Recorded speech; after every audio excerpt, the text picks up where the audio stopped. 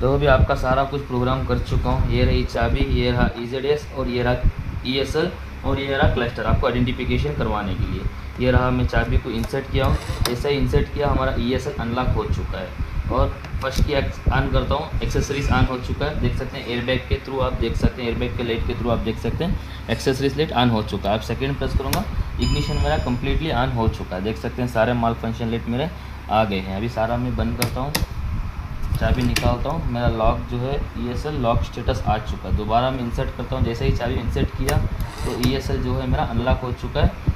First accessories on करता हूँ, accessories on हो चुकी है और सेकंड प्रेस करता हूँ तो हमारा इग्निशन कम्प्लीटली ऑन हो चुका है।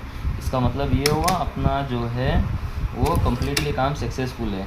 कभी कभार क्या होता है, हमने ये भी अक्सर हमने देखा हुआ है, EZS और ESL के अंदर कोई कंप्लेंट होता है तो आप मुझे टेस्टिंग के लिए भेजते हो, उस टाइम पे हम ऑन टेबल टेस्ट करते हैं, उस टाइम पे ESL अनलॉक हो जाता है और जैसे जो हमारा इग्निशन सारा कुछ ऑन होता है तो गाड़ी के अंदर ऑन नहीं होता है। हमने ये भी बहुत सारे गाड़ियों के अंदर कंप्लेंट देखा हुआ है, तो हमने उसी पर्पज़ के लिए हमने क्लस्टर का इंस्टॉलेशन किया है।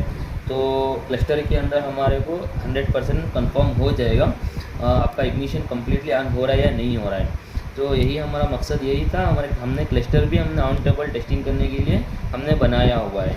तो जब भी हम काम करते हैं 100% टेस्टेड के साथ ही हम आपको काम करके देंगे।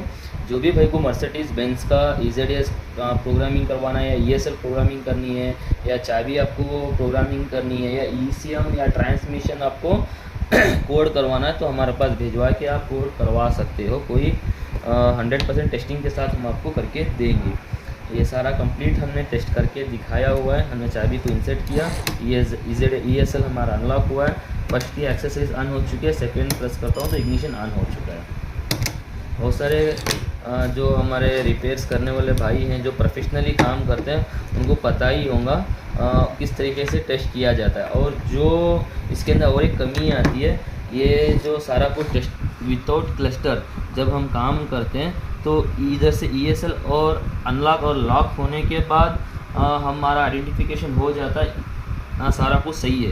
कभी कभार हमारी थ्योरी भी फेल हो जाती है, गाड़ी में जाके लगाते हैं तो ESL तो अनलॉक होता है मगर इग्निशन की सप्लाई वो आउट नहीं कर पाता है। तो हमने उसी पर्पज़ के लिए हमने सारा ऑन टेबल हमने सिस्टम बनाया हुआ है ताकि जो भी कस्टमर हमारे पास भेजे उनको कोई भी प्रॉब्लम ना हो। सारा कुछ इधर से ही टेस्टिंग करके हम गाड़ी को हम कस्टमर के हैंड ओवर करेंगे। Thanks for watching.